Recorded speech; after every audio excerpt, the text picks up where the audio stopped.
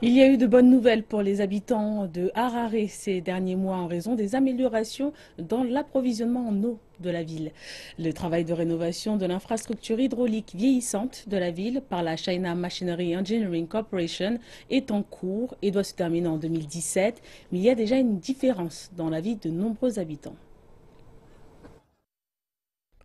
Les robinets à Mabuku sont à sec depuis des années. C'est l'un des quartiers les plus touchés par la pénurie d'eau et cela avait contraint au moins un tiers des habitants de Harare à faire un voyage quotidien pour chercher de l'eau.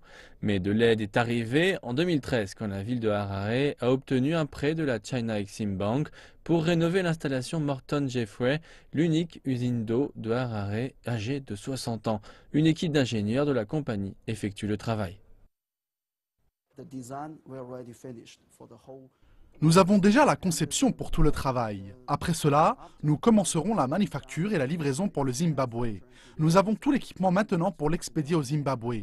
Nous espérons que d'ici la fin de cette année ou au début de l'année prochaine, tout l'équipement sera arrivé. Et même avant l'arrivée de cet équipement, les habitants de Mavuku voient déjà une différence. Nous étions autrefois pendant 6 mois sans eau ici. Maintenant, nous l'avons 3 jours par semaine, du samedi au mardi.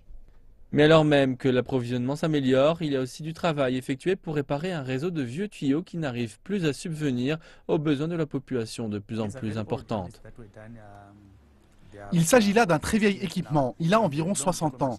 Nous les avons depuis longtemps démantelés, au début des années 90. Le travail de rénovation augmentera l'approvisionnement en eau de Harare une fois terminé. Il passera de 400 millions de litres par jour à 650 millions. C'est une bonne nouvelle pour les habitants qui ont dû endurer plus d'une décennie de pénurie et de trajets quotidiens pour chercher cette ressource précieuse.